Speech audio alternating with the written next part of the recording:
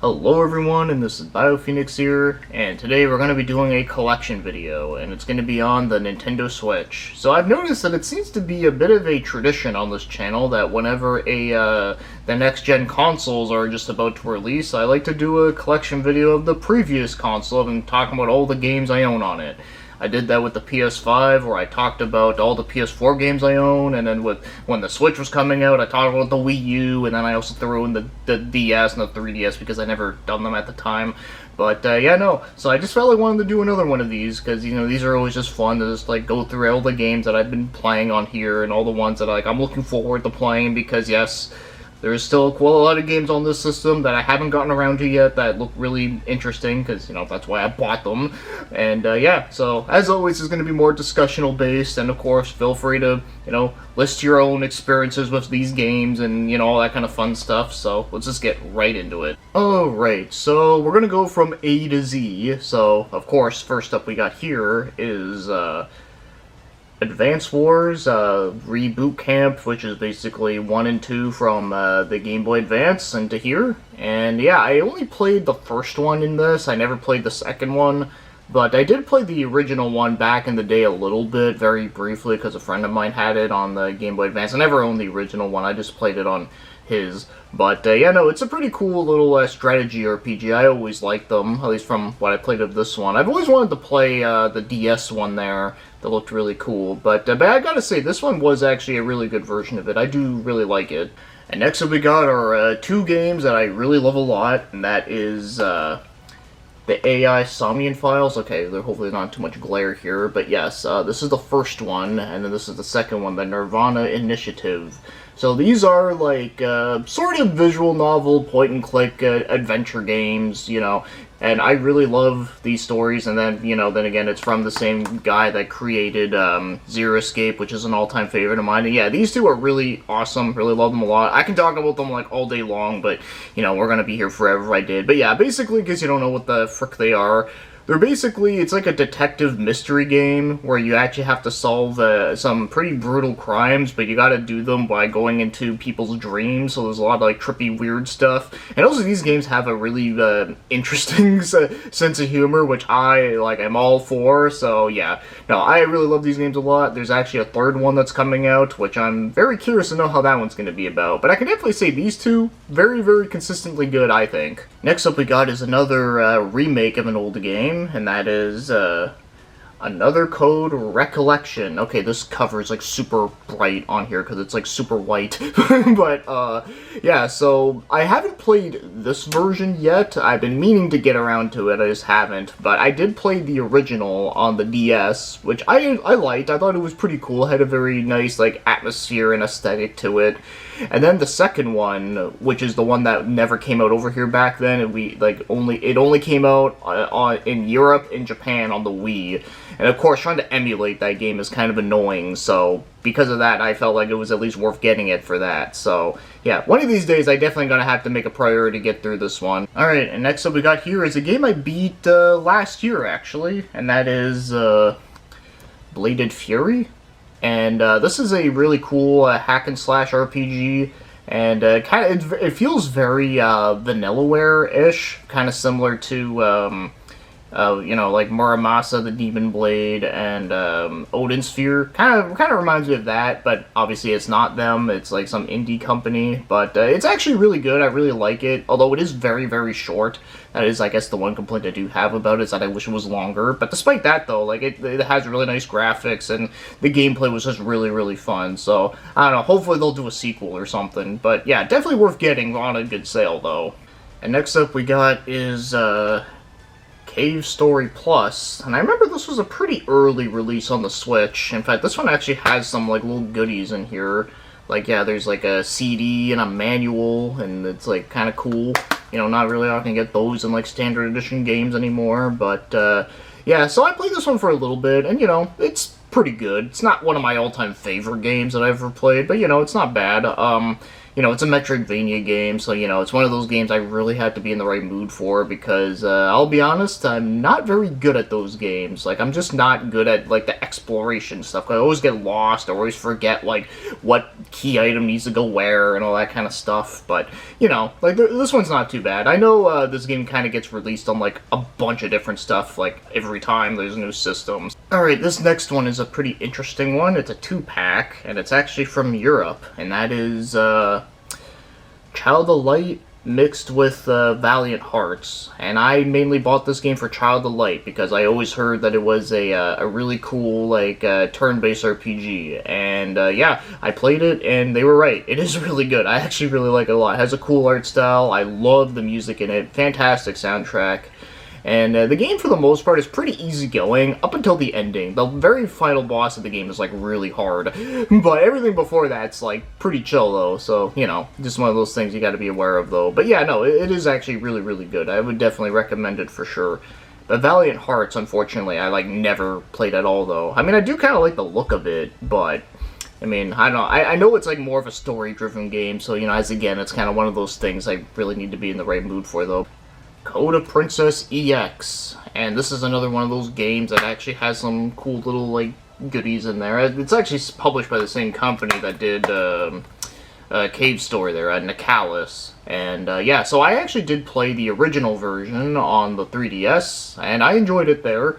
But, of course, playing a game like this on the 3DS with the circle pad, like, did get a little bit tiring. But playing it on the Switch, though, yeah, it definitely does feel better in that department. So, yeah, this is a beat-em-up RPG, and it has, like, the plane switching. It's pretty much a spiritual successor to Guardian Heroes, and yeah, Guardian Heroes is great. So to get, like, a new game that's kind of similar to that, yeah, I'm down for it. But one important thing to know about this game is that this is one of those games that, like, when you first play it, it's gonna feel a little bit stiff, and then you're gonna kind of be like, I don't know if I like the feeling of this game. But the thing is, if you level up your agility, or your speed, or whatever they call it in this game, when you level that up a bit, the game starts to feel less stiff, and the game actually starts to feel a lot better. So yeah, it's one of those games that, like, the more you play it, the better it will feel if you do level up that stat. So yeah, that's, like, one quick little tip I can give. But yeah, no, I thought this was a pretty enjoyable game, also very over the top with the designs and, like, the crazy weirdness and shit, so, which I always love. But yeah, no, I thought it was pretty fun. Cruis'n Blast, and yeah, this is, like, one of the later cruising games, and yeah, this game is really, really fun. If you like the old ones on the N64, yeah, this game is pretty much like that, but with nicer graphics and, all that kind of fun stuff. And, of course, this game also has some pretty over-the-top, cars you can drive. Like, you can drive, like, a UFO. You can also drive a frickin' T-Rex, so, like, that's fucking awesome. But, yeah, no, this game's actually really fun. Really enjoyable arcade racer that has none of that sim shit. So, like, if you like that kind of stuff, then, yeah, this one's definitely worth playing. Oh, hey, Kitty wants to join in on the video. Okay, so this next up we got is Deadly Premonition. Yeah, we got 1 and 2 here.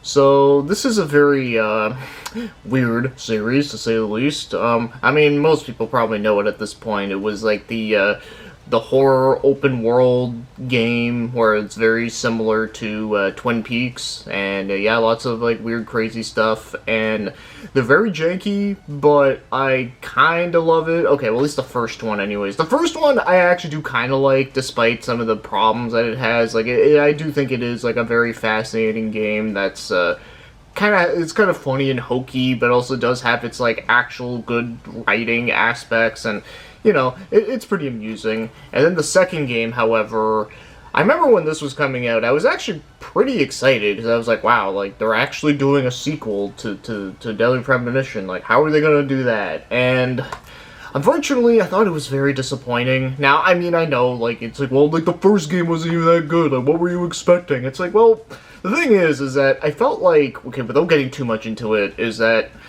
Deadly Premonition 2 felt like it was trying too hard to be like the first game, because the first game works because no one knew what to expect. Like, it was just some weird game that just kind of just came and went, and it was just, you know, kind of funny and shit. Where this second one, like, it was trying too hard to be like the first one, but it just didn't really feel the same, like, you know, because this game was basically like a lightning in a bottle. Like, there was like no other way it was gonna happen. Where this, yeah, it just felt like a watered down version of the first game that just wasn't nearly as memorable. And plus, it actually had even more issues than the original one had. So, yeah, I was a little disappointed with that one. But you know, like, the first one will always be remaining as a weird cult classic that I'll always kind of like. And next up we got is Ender Lilies, and this is a game that unfortunately I have yet to play. I actually did get this last year, I believe, but yeah, I still haven't gotten around to playing it. But you know, obviously the cover art is beautiful. In fact, the art in the game just looks really beautiful from what I've seen, and the music, from what I've heard, is also like really cool sounding. But yeah, like I said earlier, I'm not very good at Metroidvania games, so, or like Metroid games, you know, like 2D exploration, whatever, in case you don't like the term Metroidvania. Well, like, I don't know, it's one of those terms that's hard to describe easily without calling it that. But anyways, yeah, like, it's one of those kind of games, and like I said earlier, I'm not good at them, so it's gonna be one of those games that's gonna take me a little bit to try to actually, like, get around to, though. But I am excited, though, as, you know, it does look like a really cool one. Fire Emblem Warriors. This is actually the only Fire Emblem game I own on the Switch, and as someone that is a fan of Fire Emblem and Dynasty Warrior type games, you know, Musou games, whatever you want to call them there, this game was kind of disappointing, not gonna lie. Like, okay, the gameplay was really good, like, all that shit is really, really good stuff, but I do find the thing that disappointed me was that the character variety. Well, first of all, there wasn't that many playable characters in the game, and secondly, most of the playable characters, from what I remember, like, they were just, like, you know, the typical generic sword user, you know, like your Marths and your Chroms and Lucinas, whatever, like, basically, like, Marth clones, like, pretty much exactly like what Smash Brothers does with the Fire Emblem characters, where they always seem to add in, like, the characters that are basically just Marth. And, you know, like, okay, like, yeah, sure, they added in Robin and Corrin, I think their name was, but yeah, but you know, which was cool, but yeah, but usually though, yeah, like, they always add in, like, those, like, Lord characters, and it's just kind of like, and their movesets were, like, literally no different, so I thought that was kind of a shame. But in saying that, though, I do remember there was an axe user in this game. I don't remember her name right now. She was in one of the games I didn't play, but I remember she had an attack where she would basically, like, swing around in, like, a tornado and just go flying all over the place, and I was just like, God damn, that is, like, straight up right out of Sengoku Basara. That is just amazing. so I will give it credit for that. But yeah, I did wish this game had more characters. Like, okay, like, I'm not asking for, like, over 100 characters like Warriors Orochi, but I at least wanted, like, at least more than what was in here. I don't even remember how many there were, but I just remember there wasn't that many. But despite that, though, I mean, they had a good thing coming. I know there's a second one, but I never got around to it. Darius HD, which is, like, one of my all-time favorite shoot-'em-ups, and, well, that's probably because the original PS1 version was, like, one of the very first shoot-'em-ups I ever played, and yeah, I love it. And playing this this HD version is pretty great, as you get the arcade experience, and you get the PS1 version, and then you get the different regions and all that kind of fun stuff. And, yeah, no, I love Darius. Like I said, one of the first ones I ever played. I always loved the music in it, the bright, vibrant colors of the graphics are great, and, you know, the different metal fish you get to blow up are cool looking, so yeah, no, you can't go wrong with this one. A Hat in Time, and yes, I know it's A Hat in Time, so it should have been in the A section, but, dude, I don't count that shit. That's like counting the at the beginning of everything. I just don't do that. Anyways, yeah, so Hat in Time. So this is a 3D platformer, very similar to, Super Mario 64, and, you know, even a little bit of Banjo-Kazooie, and, yeah, really great. I really enjoyed it a lot. I actually remember beating this game when I bought it, and, yeah, no, it was really, really fun. Had some pretty cool levels. I really liked the, I think it was, like, a train level. I remember you were, like, you had to, like, make, like, your own, like, ID and shit you could, like, draw all over and stuff, and they did some pretty funny stuff with it, so I liked that. And then there was also that forest level that had that, like, horror mission that was, like, really awesome. Like, I definitely was not expecting that at all, but it was, like, really great. So, yeah, no, there's definitely some really cool, unique levels in here and different unique ideas, and, yeah, I hope they do a sequel to this, because I do think this game definitely does deserve one. Alright, there's Kitty cleaning herself.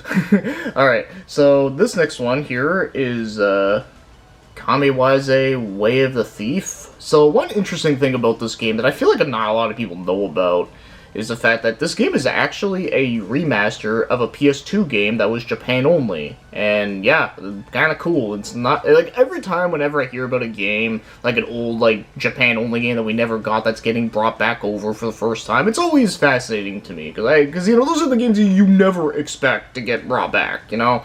So I think that's cool. But, yeah, unfortunately, I still haven't gotten around to playing this game, but from what I know about it, it's basically kind of like Tenchu, but not. Like, it's basically, like, you know, you play as a thief, and you gotta, like, steal shit. You know, that's basically the most I can say about it. But hopefully soon I'll be able to play it. Clonoa 1 and 2. Yeah, this is another PAL region copy that I have, and yes, Clonoa is a series that I only played the first one, and I beat the first one, and I really enjoyed it. I thought it was really fun, very chill platformer, not too difficult, but yeah, no, it was definitely pretty relaxing game for the most part. I really love the, you know, like the background graphics and the remastered version. The music's very nice, and you know, I like the fact that you can just like pick up enemies and throw them in the background, the foreground, and such. I think that's pretty cool. But yeah, I definitely need to play the second one though, because I don't really hear a lot of people talk about that one much. Usually it's the first one that usually people are like, oh my god, it's amazing. And yeah, no, I played it on PS1 originally for a little bit though, but this version is the one that I actually like played through of. And yeah, no, it's good. And I'm glad. And as again, this is another thing that I'm glad that actually like came back, because I never thought it would. Alright, this next one is a pretty interesting one, so hopefully I won't get on too long about it. So this is Kowloon High School Chronicles, and yes, this is another PAL game, so I had to import this one. So, interesting thing about this game is that just like Kame Wise, this is another game that was only on PS2 in Japan, and then we got it, like, remastered over here in English, officially, which is crazy, because, as again, I would never expect this game to get one. And also, this is a game that I actually mentioned in one of my old episodes of Games I Wish Got Fan Translated, so the fact that it actually, like, got a release is kind of insane to me. And yeah, like I said, I always love that shit when that happens. So anyways, yeah, so this is a first-person dungeon crawler, and it's also, you know, takes place at a high school, which, okay, I know in, like, this day and age, it seems like there's a ton of RPGs that take place in high school, but, you know, but this game was doing it, like, before, like, Persona and all that. And, so, yeah, so your main character, he's a, he worked with, like, archaeologists, so he has, like, experience with, like, treasure hunting and stuff, which is kind of neat. And then, of course, when he gets transferred to this new school, he finds out that there's, like, ruins, like, inside, like, the, like, somewhere, like, on the property. So then, of course, he ends up, like, you know, trying to, like, discovering the mysteries about it. It's pretty interesting. And, of course, the game does get pretty weird and crazy later, which is pretty fun and amusing. But, one problem with this game, well, it's more like something around the game, is that, this is one of those games that I think you definitely do need a guide for it, because there's a lot of, there's a lot of, like, quests that they throw at you, and if you, like, don't do them, like, you know, you feel like you just miss out on a bunch of good shit, and, you know, like, I remember when I was playing through this game, like, I felt like I was, like, missing a bunch of shit, or, like, I was, like, you know, like my guy was, like, underpowered, and so all this and stuff, I was trying to figure out, like, okay, like, how do I do these quests and all that, and normally you'd be thinking, oh, well, why don't you just look it up on game FAQs? Well, guess what? Even to this day, because I even checked today as I'm recording this, there is no game FAQ page for this freaking game. The only walkthrough that is available that I found was on a website in Japanese, and if you translate everything, like, it doesn't even translate properly. And even if it translates something decently, like, it doesn't do a very good job explaining, like, how to do things. It's always like, oh, to do this quest, you need this item and this item. And I'm like, yeah, I already know that. How the fuck do I get these items? And yeah, it doesn't even tell you, like, how. So it's not very helpful. So yeah. yeah, I'm really just hoping that someone will just do like I'm pretty sure someone did do a walkthrough on YouTube, but it's like super long, so I don't know, maybe one of these days I have to do that. But yeah, it's one of those games that, yeah, like, it's one of those games that I really want to love it, and I think I would really like it once I kind of, like, you know what the frick I'm doing, but as of right now, it's kind of like, damn, like, it's kind of tough. Live Alive or Live Alive, I don't know. I remember when this game got announced at the Direct, they called it Live Alive, so I assuming they got that right. But yeah, so this is another game that's, you know, a remake of an old game, and I actually wanted to play the original one for a long time, but then when this one came out, I'm like, yeah, you know what, I'll get this version. And I played through it, and I really liked it. I thought it was pretty cool. It was pretty good. Very, different for an RPG, because every character story is like very different from one another, and there are some character stories that don't even feel like an RPG, which is kind of like weird but kind of interesting. Like, it's a very quirky, you know, non-traditional RPG. It's very fascinating. The only time it really starts to feel like a traditional RPG is like really like by the end of the game when all the characters are finally coming together, but everything before that though is like, yeah, it's pretty different though, but I really liked the game though. Like, it was very very fascinating. Also, the music is, you know, fantastic. So yeah, no, it was really cool. I definitely like it. I thought it was very nice and quirky. The Legend of Heroes Nayuta, Boundless Trails, and yeah, so this is another game that was also Japan only for many years. It was only released on the PSP in Japan, and then we got it over here. And yeah, this one is really good from what I played of it. I really like it. So it's basically an action RPG, and it kind of does remind me of the East games a little bit, which is cool. And I remember there's like every level, there's different like seasons, and of course depending on like the seasons, the level will be like slightly different, which I think is kind of cool. But yeah, this is a game I definitely want to go back to, because from what I did play of it, I did really like it. Like, yeah, the story's like, you know, pretty typical whatever shit, but the gameplay was really good, and yeah, no, it was really fun. So yeah, I definitely need to go back to this one. The Longest 5 Minutes. Yeah, so this is another game that's like pretty early on the Switch. I remember this was like one of the earlier games I got on there, and, you know, I gotta say, it's a cool cover art, but yeah, so this is like an 8-bit looking game, you know, very like Dragon Quest looking, and I remember the gimmick to the game was that like you do different sections of the game in like 5 minutes or something. I don't know, it's been such a long time since I played it, but I remember it being pretty easy-going for the most part. Like, it wasn't like hard or anything, and yeah, I don't know, the game was, it was okay. I don't know, there's not much to say about it. It was fine. Luigi's Mansion 3?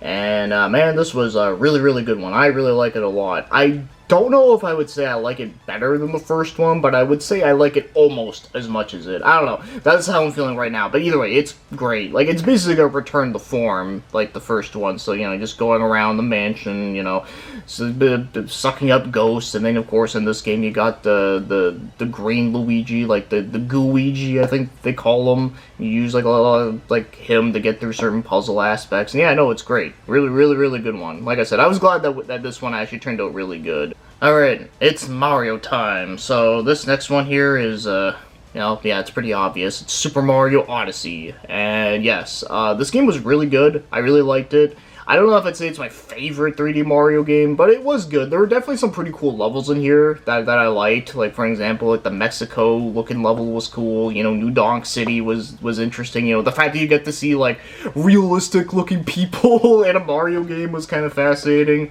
And also, I forget what the level was called, but there was that, like, one level where it's, like, where it was, like, all, like, machinery and everything was, like, overgrown and abandoned. It kind of looked like Nier Automata or some shit. I thought that level was really cool too. But yeah, no, there was definitely some pretty cool stuff you can do in the game. I like the way that you can customize Mario and his different outfits. I thought that was nice. But I do think the some of the moon challenges or like the mission objective stuff, I felt like that could have been a little bit better. Like, I found that a lot of the moons, like, they were just like sitting there in the middle of the road, and it's all like, oh, well, there you go, you just get it, that, you know, it's not like in Mario, like, Sunshine, where, you know, they had a lot of very memorable missions, like, you know, like the ones where you know, like Shadow Mario takes away the flood, and then you have to go through the obstacle course like that. And then there's also the, you know, like the pachinko machine looking one where you gotta get all the coins and shit. You know, there's a lot of very memorable missions like that. And in this game, I felt like there wasn't nearly as many like that were interesting, but despite that, it was still good. Okay, this one's not gonna take long at all. It's Mario Kart 8 Deluxe. I mean, come on, like, do I really need to say anything about it? I mean, the shit's fun. Alright, we got one that surprised me here, and that was Super Mario Party. So, yeah, before this game came out, the Mario Party series was kind of going downhill. Like, after Mario Party 8, it was kind of getting a little shitty. But this one was actually, like, kind of brought things back, and it was actually good. Yeah, I actually liked the little ally thing where you can get, like, different characters, like, on your team. I thought that was really cool, and everyone gets, like, their different dice blocks and such. You know, I thought that was some good stuff. But, you know, I really like this one. Unfortunately, I don't have, like, the other ones that came out. Like, there's Jamboree, which is the newest one, and then, I forget the one that came out between these two, but, you know, like, the one that has all, like, the old mini-games into it. But, yeah, either way, though, I'm glad that Mario Party is actually, like, you know, decent again. Alright, next up we got is, oh god, what the fuck is this game called again? It's a long name. It's like Master Detective Archives Raincode, or I'll just call it fucking Raincode. Like, who the fuck calls it, like, the actual long name? Anyways, this is a game that, you know, it's kind of similar to Danganronpa. It's done by the same creator, same artist, and all that. Unfortunately, I have not gotten around to playing this game yet. I've been wanting to for a while. I just haven't, but hopefully this year I can finally get to it, because I definitely do want to try to play like a long story-driven game, and maybe this might be the one. But yeah, I'm looking forward to it though. Mercenaries Rebirth, Call of the Wild Lynx. Yeah, so this is another one I got in somewhat recent times. Unfortunately, I haven't gotten around to playing it yet either, but it's a strategy RPG, and from what I looked on the back of it, it kind of did have some like nice-looking graphics from what I can tell. But, yeah, no, unfortunately I just never got around to it, though. Also, this is a game that I got when it was, like, on clearance, so I figured, why not? You know, I'll risk it for the biscuit, you know. Monark. So, this is a game, I remember when this game was coming out, it kind of looked almost like a horror RPG, so, which, as you know, that's, like, one of my favorite two mixtures to put together, so I'm like, oh yeah, I'm down for this.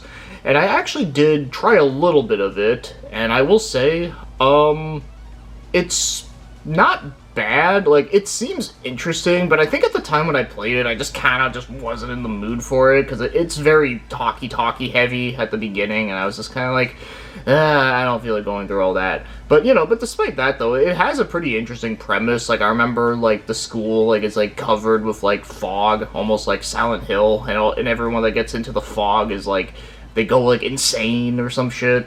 And also, like, these characters, I don't know how well you can see it, but yeah, like, these characters, when they do their transformation shit, it actually looks really cool. I actually really like that. But, the only thing I will say about this game that I definitely don't like was that freaking mascot character. It's like a bunny, but it's like a bunny that looks like he just went to Hot Topic, and oh my god, dude, like, that guy needs to, like, shut the everlasting fuck up.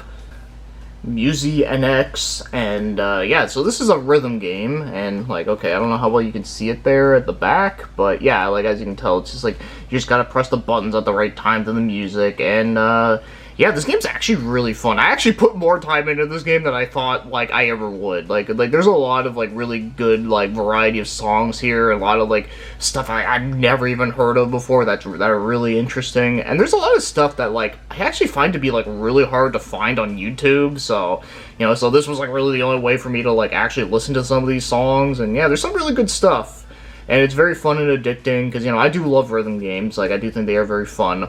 And also another interesting fact is that this cover art, this is actually the first printing cover art, because later they reprinted the game and then they, like, changed the cover art, so, you know, it's just one of those weird things, I know, but yeah, no, this game's actually very underrated, I think, but then again, you know, it's like a weird rhythm game, so I know most people, like, probably don't care, but I love it.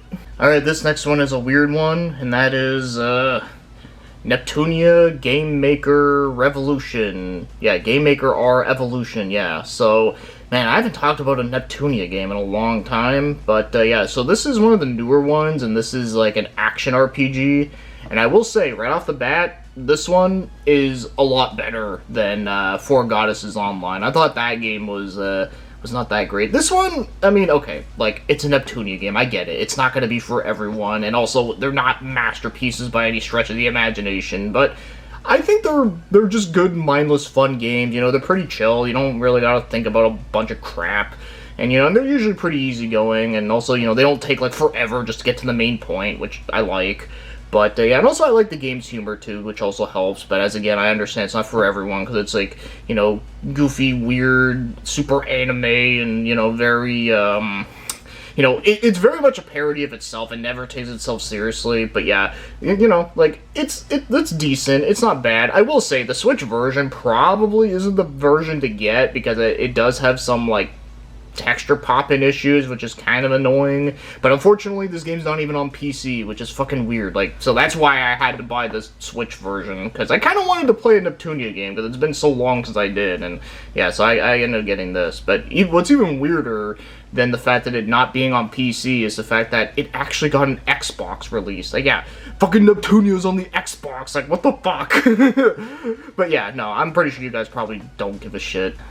Owlboy. This was another game I remember getting pretty early on the Switch, and yeah, this game was pretty good. I never finished it, but I do remember, like, you know, the 2D sprites and the animation and such was, like, really nice. It had some really cool, like, orchestrated music, and I remember the game gets, like, pretty hard, which is part of the reason why I kind of stopped playing it for a bit. I mean, I do want to get back into it eventually at some point. I just don't know when, but yeah, I remember this game does get pretty tough. It's like a 2D platformer, but you can, like, fly around, and I remember some levels, yeah, like I said, they can get a little bit tough. Penguin Wars, is that what it's called? Yeah, just regular-ass Penguin Wars. Because I know there's another game in the series that's also just called Penguin Wars, so, you know, it's like, oh, you're gonna get mixed up with the two, but they have the exact same name. But, yeah, it's kind of a mid-game, not gonna lie. I mean, like, it's okay. Like, it's a good, like, game you just want to, like, pick up for, like, a couple minutes, but nothing that I would play for, like, hours and hours on end, because it does get pretty repetitive. But, you know, it's basically like dodgeball, where you just gotta throw the ball onto the other opponent's side and all that, and, you know, as it gets going, it gets harder. But, you know, like, I don't know, I like penguins. Rhapsody, and this is a collection where it has two games. It has Rhapsody 2 and Rhapsody 3. But what about the first one? Well, I think they did do a remaster of that one too, but I don't have that one. But, I mean, you know, I can always just emulate the PS1 version. But, yeah, no. So, I bought this because, as again, it's, you know, it's another, like, series that, like, that's, like, really old that we, like, never really got much of. Because I believe 2 and 3 never came out back in the day. I could be wrong, but I don't think they did. I think we only just got the first one on PS1, and I think they also did a DS version later. But, yeah, no, so, guys, again, it's, you know, you get some cool little extras in there and such, but, yeah, I unfortunately haven't played this, little collection yet, but I did play a little bit of the first one years ago, and I remember it being, like, very, whimsical, very music-heavy, as you would expect for a series called Rhapsody, but yeah, no, like, it was pretty. Another thing that is cool about these games, that it is kind of nice, is the fact that apparently they're not very long at all. Like, you can beat them in, like, less than 20 hours, so, you know, if you do need a short RPG to play, then I guess this would be it. Alright, so we go from an RPG that's very happy to an RPG that is not very happy, and that is Shin Megami Tensei 5, and I got this, like, cool little steel case edition, but, unfortunately this is the vanilla version, because I think, like, a year after I bought this version, they put out that Vengeance version, or, like, the newer one, so now this version's, like, kind of obsolete now, but whatever. I mean, given the fact that I still haven't even, like, played this game yet, I will eventually get around to it, though. But yeah, every time I want to get into the mood of playing it, like, a Shin Megami Tensei game, I just always tend to gravitate towards, like, the older ones. So I don't know, but one of these days, though, I definitely do want to try to play through this one. As I do remember when this game was coming out, I was like, oh dude, they're making a 5th game, like, fuck yeah. This next one here is also another steel case game, and that is Shining Residence, and yeah, so this is another game that that was an older game. It came out originally on PS3, but then we got this version now, and yeah, it's an action RPG, very similar to the Tales games, because as you know, the Shining series eventually started doing action RPGs, and This game's not bad. I kind of like it. I don't, like, love it, but I do think it does have its good parts. Like, the story itself is okay. Like, it's nothing super memorable. There were a couple characters that I liked, though, which I definitely think does make up for it a little bit. And then, of course, the gameplay itself is pretty solid. Though, the only complaint I do have with this game is that, I do remember that if any of your characters that are in, like, the back party, like, on the reserve, like, they don't get, like, any EXP. And I do remember there was a part in this game where you had to use, like, specific characters, and those ones were, like, the ones I didn't level up much, so yeah, I was kind of screwed. I had to, like, level them up a lot, which kind of took a while, but yeah, despite that, though, like, everything else about the game, I thought it was pretty solid. Like, yeah, like, I wouldn't say it's, like, on the same level as, like, some of my favorite, like, Tales of games, but I do think it's better than some Tales games I have played, so, you know, it's not bad. Alright, next we have is, Sonic Mania, and oh my god, this cover, I forgot how, like, shiny this shit was. But, yeah, no, this one, like, has some, like, cool little stuff in it, too. And, oh yeah, also I used the, this cover art, which I really like, because, you know, it looks like a Genesis cover, and it even has, like, the same art style and, like, everything, which I love. But, yeah, anyways, yeah, Sonic Mania, I mean, I don't know what else to say about it that hasn't been said before, but yeah, it's great. Like, I'm really happy that this actually came out. And then we have the next Sonic game, which is, Sonic Superstars, which, as again, I'm using this, like, cool, like, alternate cover, which, as again, makes it look old school. Even the spine looks super different, too. But, yeah, no, this one was pretty good. I liked it, too. I know there were some people that were, like, hating on this game because it wasn't as good as Mania, but, I mean, like, come on, like, does everything have to be as good as that? I mean, this was still good. Like, I still, like, really liked it. Like, I thought, like, there were some pretty cool levels. I liked, you know, the different power-ups of different characters, and, you know, like, Amy in this game was actually, like, really fun to use, because she has a double jump, which was really fun. But, yeah, no, I thought this was a cool one. As, again, you also get, like, little, what's his name? Fang, the sniper, or what he was called in that one game, Knack the West, which was kind of weird. But no, I like Fang the sniper better. But yeah, no, like, he was in this game, which I thought was cool.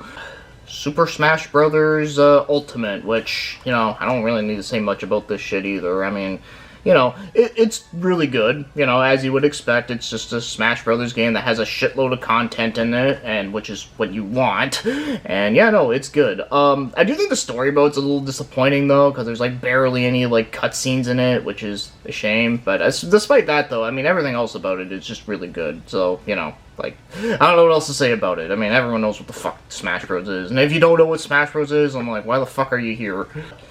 Unicorn Overlord. So this is actually the most recent game that I bought on the Switch, and it's also, I actually happened to beat this game too this year. So yeah, as you can tell, the fact that I, like, beat it, like, pretty much right away after I bought it, yeah, I loved it.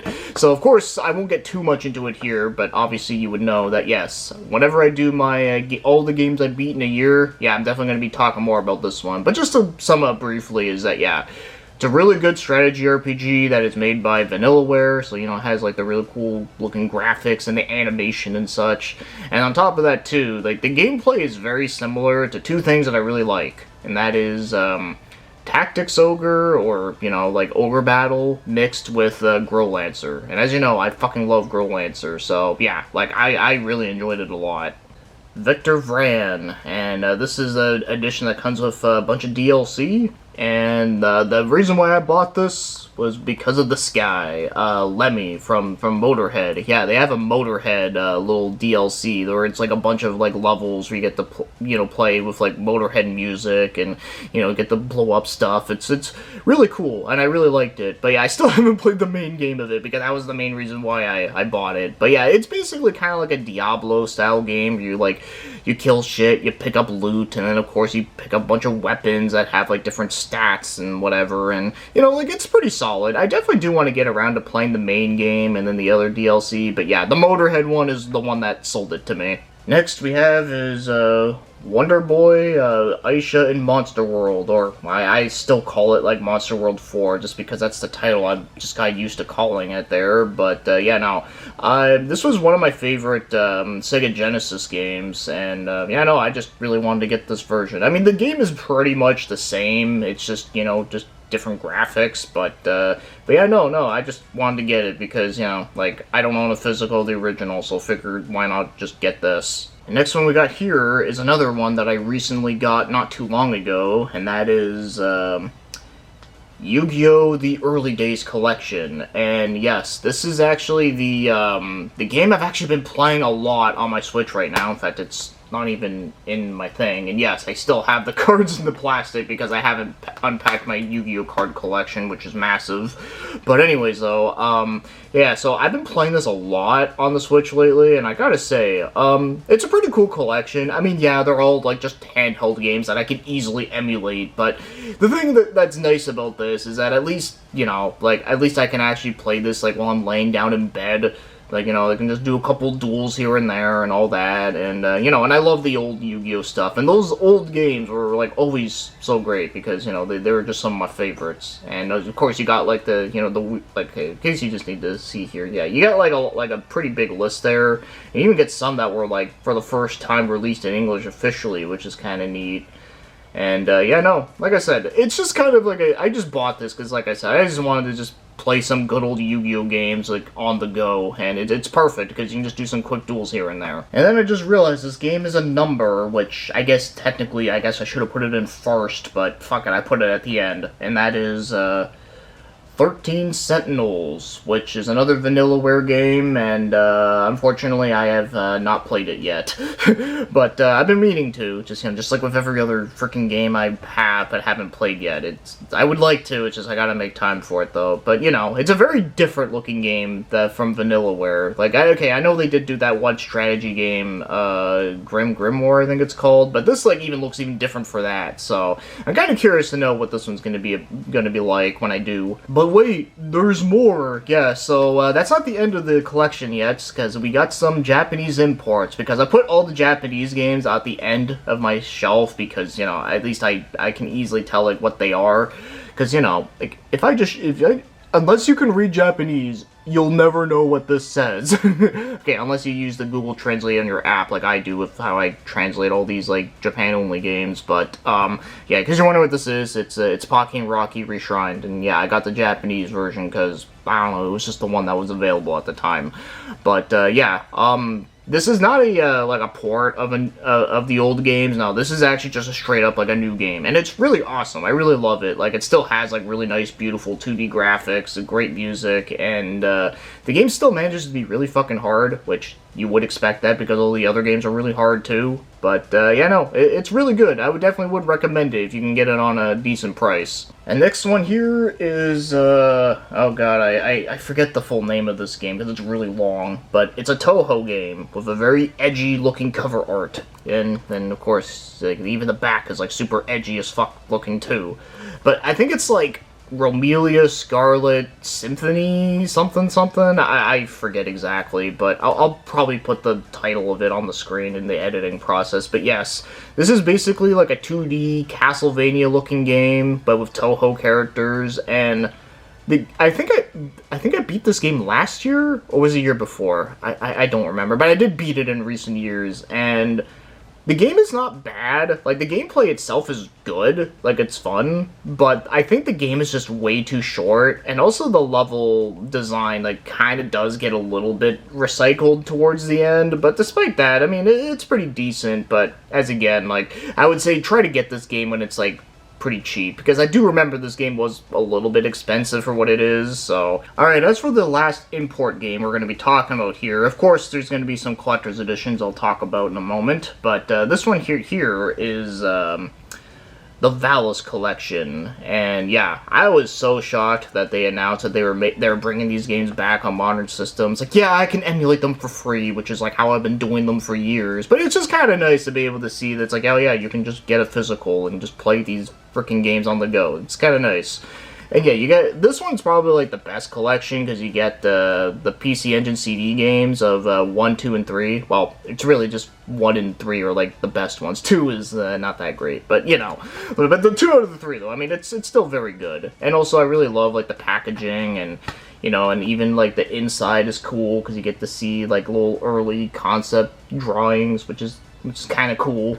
So yeah, no, this is a really good collection, and I'm just glad that we got, because like I said, like, I was just not expecting to be getting this shit anytime soon. Alright, now we're going to be talking about some Collector's Edition games. I don't have too many, but I have a couple. So this one right here is Dusk Driver 2. Comes in a pretty cool looking case here. I haven't played this game yet, but from what I've seen of it, it did look kind of cool. It looked like a 3D hack and slash with some like 3D platforming in it. So I'm kind of interested to see how that goes. And I heard that you don't have to play them in order. I just bought this because it was like on sale, and it was like, yeah, fucking why not? I'll get this launch edition that I totally did not get on launch. And next we got is Tokidoki. Yeah, that old monkey like arcade game. I know there is also an NES game, and there was a Genesis game where, you know, he like shoots spitballs at people and shit. And yeah, these games were always like really hard because you die in one hit. And yeah, even in this game too, you still die in one hit too. But I think this one is definitely much more forgiving for that. They do give you like a decent amount of checkpoints throughout the level, which is kind of nice. And also I like the graphical style to it. It still uses some pretty nice animation. But yeah, no, this collector's edition comes with some pretty interesting things. But yeah, no joke, I literally bought this collector's edition for like 20 bucks, which is like, you know, over here in Canada, that's like super dirt-ass cheap for a collector's edition. So yeah, I figured for that price, why not? And honestly, it's not a bad game. I mean, it's not like amazing, but you know, I thought it was fine. Next one we got is Witch of the Holy Night, which is a Type Moon game, so you know, the people that did Fate Stay Night and all that, so it's a visual novel, and this is actually a prequel to Tsukihime, so, you know, it's one of those things that, like, I've always wanted to get into, but just never got around to it. Still haven't, but, you know, but I do have it, though, because, you know, like I said, like, I figured this would be a good way of playing it. Plus, I tend to like playing a lot of, like, visual novel adventure games on the go, so, you know, it'll definitely be a good one whenever I do get around to it, though. But yeah, it's a very nice looking, collector's edition, I will say. Like, it has, like, nice artwork and such. Alright, next one we got here is, the SNK 40th Anniversary Collection, which has a pretty cool looking box. Yeah, I actually really like the packaging on this one too. So this one actually was a gift for a friend of mine. I remember for my birthday one year, he's just like, yo, I just ordered you something. I'm like, cool, what is it? Well, and of course he didn't tell me what, he just said it was a game. I'm just like, alright, I'll just see what it is. And yeah, it ended up it was being this. And I was like, dude, like, what the fuck, man? So yeah, no, it was really cool. But yeah, no, you know, it's just a collection of old, like, SNK arcade games, and, you know, like, a lot, I'm talking, like, pre-Neo Geo shit, so, you know, you got, like, Ikari Warriors, and Guerrilla War, Crystallis, and Athena, and all that kind of stuff, and, you know, there are actually, like, you can actually play, like, the NES versions, and then you can also play, like, the arcade versions, too, so, you know, that's kind of nice, and, you know, some of these, like, for example, like, Guerrilla Warfare is, like, one of my favorite, like, NES games, and I never played the arcade version until I, you know, played this, and, yeah, it was pretty interesting, but, I don't know, I still kind of like the NES one more, but maybe that's because I grew up with it, but, I don't know, it's a pretty cool looking collection. This next one here is, probably the biggest one I have, and that is, Octopath Traveler, and yeah, it has like this like little like hardcover tome book look to it, which I think is really awesome. And yeah, this is like everything that comes with it. I would actually show you all this stuff, but the thing is, it's kind of a pain to take out, and also I'm just, every time I take this out, I'm always so like worried that like shit's gonna like fall apart, because it's like a pop-up book, and it looks really cool, but at the same time, like pop-up books are like really fragile, so you kind of be really careful with them. But anyways, all that shit aside, as for the game itself, it's pretty good. I do think this game was a little bit overhyped, because I do remember when this game was coming out, like, everyone was saying, like, oh my god, it's like, it's gonna be the next Chrono Trigger, the next Final Fantasy VI, blah blah blah blah, and, you know, I play it, and I'm like, this is good, but I wouldn't put it on that level. Like, I think you're just shooting your load too much on that. But, you know, but it's still pretty solid, though. I mean, obviously, the graphical style is cool, even though I do feel like a lot of games now are kind of just copying it now. But when this game did it, it was definitely interesting. The music is great. The combat itself is good, and I do like some of the characters, but I won't lie, there's a couple characters I didn't give a shit about, but, you know, like, I love Primrose and Therion and, Fuck, I always forget the name of the mage dude, but he was kind of cool. And then there was that huntress chick that always spoke in like that like weird language thing. Well, she had like a very interesting accent, but yeah, no, she was kind of interesting too. But yeah, outside of that though, like literally everyone else, I just thought was just kind of like whatever. But yeah, you know, like the game itself, like it was pretty good, but I wouldn't say it was like a masterpiece like some people claim. But you know, like I'm glad that at least I played it. All right, as for the final game in my Switch collection is actually Valis related. It's the second little package of games that they have, and this one actually has a really cool box. It actually feels really different. It almost feels like a shoe box, but if it was like really high quality. And I'll unbox this one a little bit, as you know, probably not too many people are unboxing this, but yeah, no, I love that. Like that is just so fucking cool. And then yeah, like the main game itself is there, and you know, it's like they trapped it in this little thing, which is kind of neat.